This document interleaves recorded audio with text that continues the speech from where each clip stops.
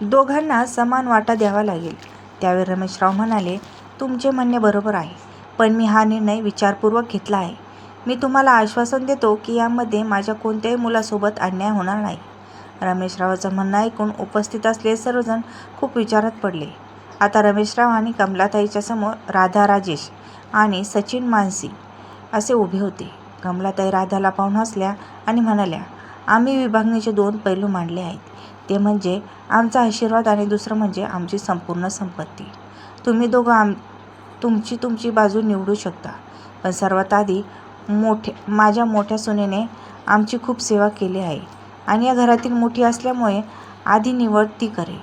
हे ऐकताच राधा खूप खुश झाली आणि ती अगदी सभ्य बनवून सरपंच आणि उपस्थित असलेल्या सर्व लोकांसमोर म्हणाली, आई, मी तुम्हा दोघांची 15 वर्षापासून सेवा करत आली आहे, त्यामुळे आम्हाला तुमचा आशीर्वाद मिळाला आहे. तुम्ही आई आहात, तुम्हाला 2 मुलं आहेत, मग संपूर्ण आशीर्वाद मी एकटी कसं काय घेऊ शकते? यासाठी उरलेला थोडा आशीर्वाद तुम्ही तुमच्या छोट्या मुलाला आणि सुनेला द्या. ही असलेली संपूर्ण संपत्ती आम्ही घेतो. सुनेचे असे शब्द ऐकून कमलाताईचा चेहरा उतरला. त्यांना मनातल्या मनात खूप वाईट वाटू लागलं. त्या आश्चर्यचकित होत म्हणाल्या आणि हळूच राधाला म्हणाल्या, हे बघ सुनबाई, परत एकदा नीट विचार कर आणि योग्य ते निर्णय घे. मी तुझ्यासाठी तुझा आशीर्वाद देण्याचा विचार केला आहे. त्यावर राधा लगेचच म्हणाली, आई, तुमचा आशीर्वाद घेऊन मी काय करू? गेल्या अनेक वर्षापासून मी तुमचा आशीर्वाद घेत आली आहे. इतकी सेवा केल्यामुळे मला त्याचं काहीतरी फळ मिळायला हवं ना. आत्तापर्यंत आम्हाला तुम्ही खूप आशीर्वाद दिला आहात. आता उरलेला आशीर्वाद तुमच्या छोट्या मुलाला आणि सुनेला द्या. आम्हाला आता फक्त आणि फक्त संपत्ती हवी. कमलाताईंनी राधाला अनेक इशारे केले. तसंच तिला खूप समजावण्याचा प्रयत्न केला की अगं सुनबाई, तू आमचा आशीर्वाद स्वीकार. पण राधाने जणू काही न ऐकण्याचा ठाम निश्चय केला होता. तिच्या मनात एकच गोष्ट होती, ती म्हणजे तिला संपूर्ण मालमत्ता हवी आहे आणि सासूबाईंनी त्याचा आशीर्वाद आपल्या धाकट्या मुलाला आणि सुनेला द्यावा. कमलाताई राधाला वारंवार आशीर्वाद देण्यासाठी सांगत राहिल्या, पण तितक्यात सचिन आणि मानसी सर्वांसमोर आले आणि सचिन म्हणाला, अहो वहिनी, अगदी बरोबर बोलत आहात.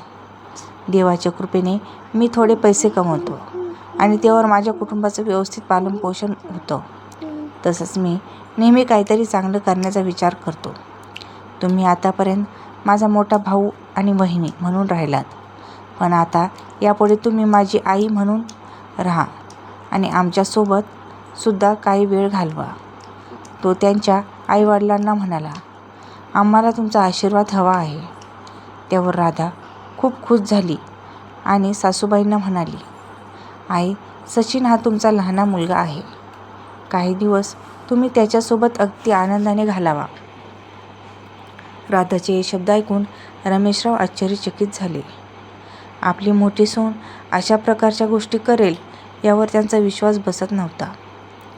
तितक्यात मानसी म्हणाली, हो आई, तसंही लहान मुलगा सर्वांना प्रिय असतो, पण तुम्ही मात्र छोट्या मुलाला स्वतःपासून दूर केलंत. कमीत कमी आता तुमच्या या मुलासोबत काही वेळ घालवा, म्हणजे आम्हाला सुद्धा तुमचा आशीर्वाद मिळेल. अहो आई, हे पैसे, ही मालमत्ता इथेच राहते, पण आई वडिलांचा आशीर्वाद मिळाल्यानंतर सुद्धा वरपर्यंत पोहोचतो. आम्हाला कोणत्याही गोष्टीची हाव नाही. तुम्हाला तुमच्या आशीर्वादरूपी जे द्यायचं आहे ते अगदी आनंदाने द्या. तुम्ही जे काही द्याल ते आम्ही घेण्यास तयार आहोत आणि आम्ही अगदी आनंदाने त्या गोष्टीचा स्वीकार करू. असं म्हणत सचिन आणि मानसीने आईवडिलांचा आशीर्वाद घेण्याचा निर्णय घेतला. आता राधा अगदी खुश झाली, कारण तिला तिच्या मनाप्रमाणे सर्व गोष्टी म्हणजेच संपूर्ण घर, संपूर्ण मालमत्ता मिळाली होती.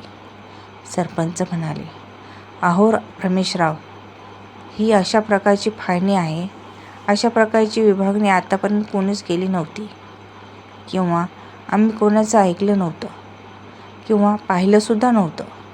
असं कसं तुम्ही करू शकता? तुम्ही तुमच्या एकाच मुलाला संपूर्ण संपत्ती आणि दुसऱ्या मुलाला आशीर्वाद असं कसं काय देऊ शकता? सरपंचाची गोष्टी ऐकून रमेशराव हसले. कमलाताईंनी त्यांच्या संपत्तीची विभागणी केली होती, पण त्यांच्या चेहऱ्यावर दुःख, चिंता आणि काळजी स्पष्टपणे दिसत होती. त्यांना त्यांच्या मोठ्या मुलांकडून म्हणजेच राजेश आणि राधाकडून अशी अपेक्षा नव्हती. ते दोघेही सासू सासऱ्यांना अशा प्रकारे सोडून देतील या गोष्टीचा त्यांना विचारही केलासुद्धा नव्हता. त्यामुळे रमेशराव सरपंचांना म्हणाले, अहो सरपंच, आमची विभागणी विचित्र आहे, पण यामध्ये कोणावरही अन्याय झालेला नाही. त्यावर सरपंच म्हणाले, अन्याय झाला नाही? कसं काय? त्यावर रमेशराव म्हणाले, एका मुलाला आम्ही आमची संपूर्ण संपत्ती दिली आणि दुसऱ्या मुलाला असंच सोडून दिलं. असं वाटतं का तुम्हाला? अहो, आईवडिलांच्या आशीर्वादामध्ये इतकी ताकद असते की ते त्यांच्या मुलांचं संरक्षण करू शकतात. आणि आम्हा दोघांचा आशीर्वाद हा नुसता तोंडातून निघालेला आशीर्वाद नसून हा असा आशीर्वाद आहे की जो आत्तापर्यंत कधीच कोणाला सांगितलेला नाही. आमच्या बँकेतील जमा असलेली रक्कम जी या संपत्तीच्या आणि या घराच्या दुप्पट आहे. आणि आम्ही असा विचार केला आहे की ती रक्कम आम्ही त्याला देणार जो आमची सेवा करेल आणि आम्हाला आमच्या म्हातारपणात आधार देईल, तसंच जो आम्हाला शेवटपर्यंत ठेवून घेईल. खरं तर ही बाजू आमचा मोठा मुलगा आणि मोठी सून घेतील अशी आम्हाला अपेक्षा होती. त्यामुळे कोणालाही काहीही न सांगता आम्ही ही अट घातली होती. पण मोठ्या सुनेने मालमत्ता आणि आशीर्वाद या दोघांपैकी मालमत्ता निवडली. म्हणजे याचा अर्थ असा झाला की तिला आमच्याशी कसलीही आपुलकी नव्हती. तुम्ही सर्वांनी ऐकलंत ना की धाकट्या सुनेने आशीर्वाद निवडला.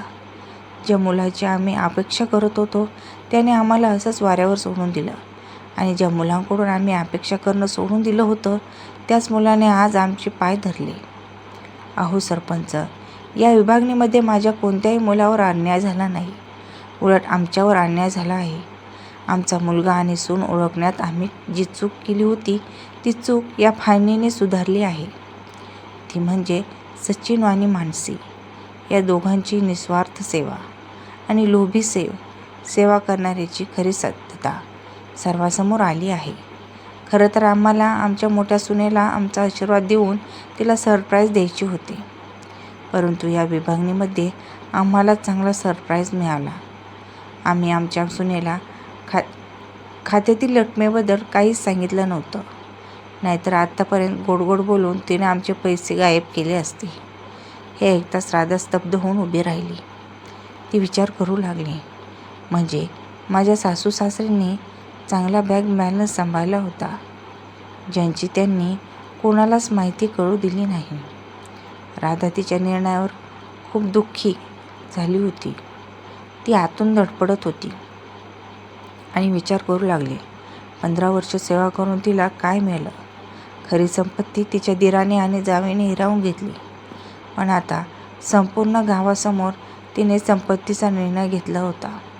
त्यामुळे ती पुन्हा तोंड उघडून काही बोलू शकत नाही. तिला सर्वांसमोर स्वतःचा अपमान करून घ्यायचा नव्हता. त्यामुळे ती क्रूर नजरेने तिच्या सासू सासऱ्याकडे एकटक बघत राहिली.